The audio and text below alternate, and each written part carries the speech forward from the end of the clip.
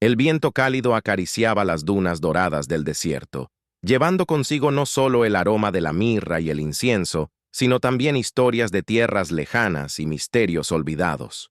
En aquella época, mucho antes de que los grandes imperios levantaran sus monumentos hacia el cielo, existía un reino próspero y enigmático, escondido entre montañas escarpadas y mares de arena, un lugar donde el comercio fluía como un río de oro, pero donde la verdadera riqueza no estaba en los cofres, sino en la sabiduría que se atesoraba en sus bibliotecas y en el corazón de su pueblo. Ese lugar se llamaba Saba, un nombre que resonaba en los labios de mercaderes y viajeros como un susurro de leyenda. No era solo un reino de especias exóticas y piedras preciosas, sino también de conocimientos ancestrales, de secretos guardados bajo el silencio de las noches estrelladas. Mientras otros pueblos se enorgullecían de sus conquistas militares, en Saba se hablaba de victorias alcanzadas con astucia, de acuerdos sellados con palabras precisas, de estrategias tejidas como finas sedas. Y en el centro de todo esto, gobernando, con mano firme y mirada penetrante, estaba ella, la reina de Saba. No era una monarca común, no era una figura decorativa sentada en un trono de oro. Su inteligencia era tan afilada como las espadas que custodiaban su palacio, y su voluntad, tan inquebrantable como las montañas que protegían sus fronteras. Algunos la llamaban Maqueda, otros simplemente la reina, pero todos, sin excepción, reconocían que bajo su mandato, Saba había alcanzado una grandeza sin precedentes. Desde niña, Maqueda había demostrado una curiosidad insaciable. Mientras otras princesas se conformaban con aprender los modales de la corte, ella se perdía en los archivos reales, devorando pergaminos escritos en lenguas antiguas. Los sacerdotes, acostumbrados a dar respuestas sencillas, se veían desafiados por sus preguntas. ¿Por qué el sol sigue siempre su camino? ¿Qué hay más allá del mar que nunca termina? ¿Por qué los hombres pelean por tierras que al final la arena se tragará? Su padre, el rey, observaba con orgullo y preocupación. Sabía que el trono no era solo un asiento de poder, sino un lugar solitario, lleno de decisiones que pesaban como piedras. Un gobernante no solo debe ser fuerte, le decía, sino saber cuándo callar, cuándo escuchar y, sobre todo, cuándo actuar. Maqueda no solo escuchaba esas palabras, las absorbía, las hacía suyas. Cuando el rey murió, muchos dudaron que una mujer pudiera mantener la estabilidad del reino.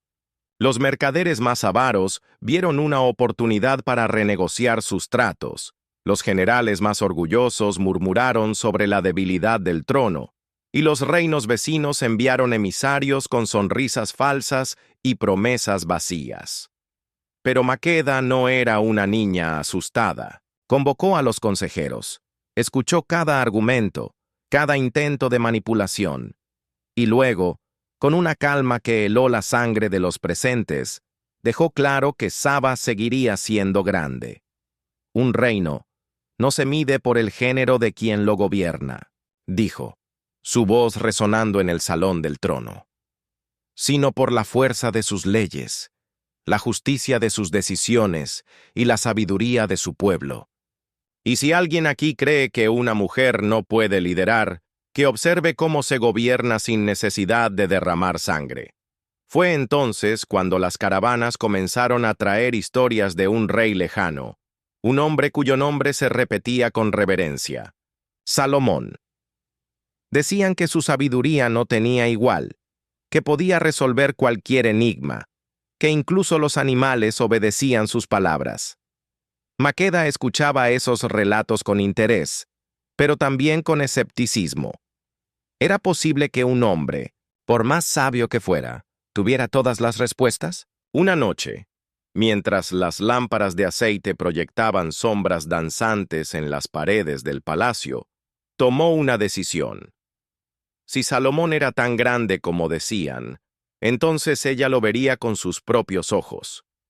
No como una simple visitante, sino como una soberana que exigiría respuestas. Prepararía una caravana como ninguna antes, llevaría los tesoros más exquisitos de Saba y, sobre todo, llevaría consigo preguntas que pondrían a prueba al famoso rey. Los preparativos para el viaje comenzaron en secreto. Maqueda no quería que sus enemigos supieran que abandonaría el reino, ni que sus aliados dudaran de su fuerza. Reunió a sus consejeros más leales, a los capitanes de las caravanas que conocían cada duna del desierto, y a los sabios que podrían ayudarla a preparar los enigmas que desafiarían a Salomón. «Jerusalén está lejos», advirtió uno de los mercaderes, un hombre viejo que había cruzado el desierto docenas de veces. «El camino está lleno de bandidos, de tormentas de arena que entierran a hombres enteros, de oasis que son espejismos». Maqueda no se inmutó. «Si el desierto fuera fácil de cruzar, cualquiera lo haría», respondió. «Pero Saba no se construyó con comodidades, sino con coraje». Ordenó que se seleccionaran los camellos más fuertes, los que podrían soportar semanas sin agua. Escogió personalmente los regalos que llevaría: cofres de oro puro, joyas talladas por los mejores artesanos, perfumes en frascos de cristal que valían más que ciudades enteras. Pero el verdadero tesoro no estaba en esos objetos, sino en lo que ella llevaba dentro. Preguntas que habían atormentado a filósofos durante siglos, enigmas que ni los sacerdotes más ancianos de Saba habían podido resolver. El día de la partida llegó con un amanecer teñido de rojo. Maqueda, vestida con ropas de viaje pero con el porte de una reina, montó su camello mientras la caravana se organizaba. Los guardias reales, armados con lanzas y escudos, flanquearían la comitiva, pero ella sabía que en el desierto, la verdadera protección no estaba en las armas, sino en el conocimiento del terreno. El primer día de viaje fue tranquilo, una brisa fresca que aliviaba el calor del sol. Pero al caer la noche, cuando las temperaturas descendieron bruscamente, Maqueda se dio cuenta de la inmensidad de lo que había emprendido. El desierto no era solo un paisaje, era un ser vivo, cambiante, que podía ser generoso en un momento y mortal al siguiente. A la tercera semana, una tormenta de arena los sorprendió sin aviso. El viento aulló como un animal herido, y el mundo se redujo a un caos de polvo y gritos. Maqueda ordenó que los camellos se agruparan, que los hombres se cubrieran las caras y se sujetaran unos a otros. Durante horas, sobrevivieron así, ciegos y sordos, hasta que la tormenta pasó. Cuando el aire se aclaró, descubrieron que habían perdido parte de los suministros. Algunos hombres murmuraron sobre malos presagios, pero Maqueda los miró con determinación. «El desierto prueba a quienes lo cruzan», dijo, «pero Saba no retrocede». Fue entonces cuando un guía señaló hacia el horizonte. «Allí», dijo, «las montañas de Judea. Jerusalén está cerca». La entrada de la comitiva de Saba en Jerusalén fue un espectáculo que nadie olvidaría. Los ciudadanos se agolparon en las calles para ver pasar a los camellos cargados de riquezas, a los guardias con sus armaduras relucientes, y, en el centro de todo, a la misteriosa reina que había viajado desde el fin del mundo para ver a su rey Salomón. Advertido de su llegada, los esperaba en el gran salón del palacio.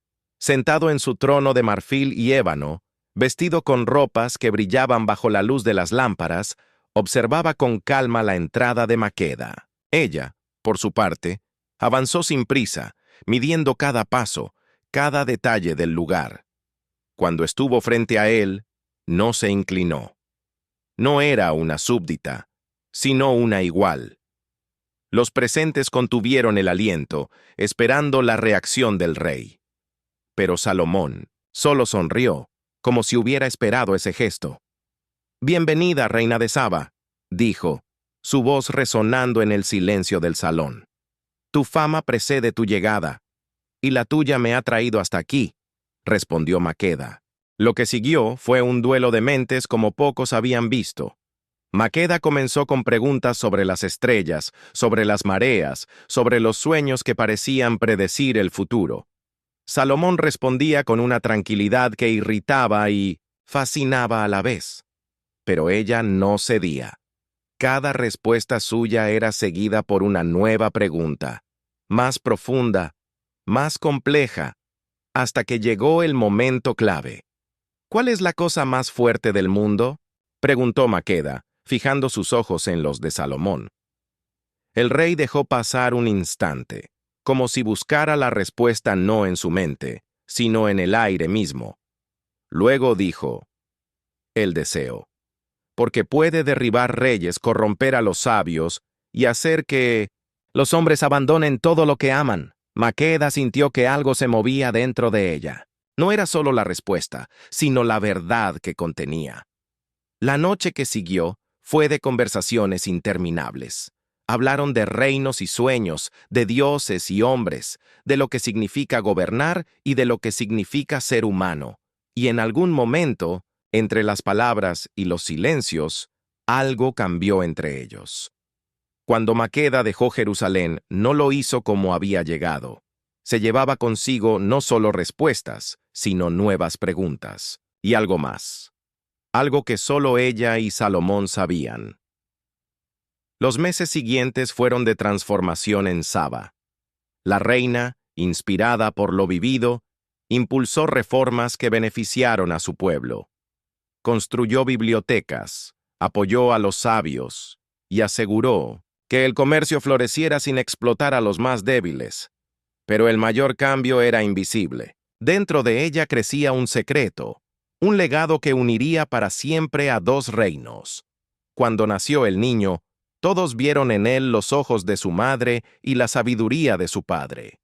Y aunque la historia oficial diría que era hijo de un noble de Saba, los rumores nunca murieron.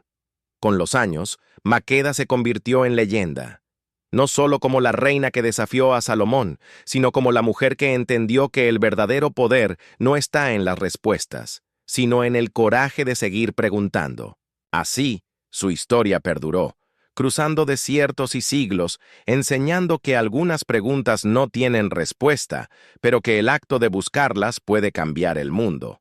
Si esta historia te ha inspirado y deseas aprender más lecciones y relatos bíblicos, no olvides dar like, suscribirte, activar la campanita y compartir este video con quienes quieran descubrir las enseñanzas de la Biblia.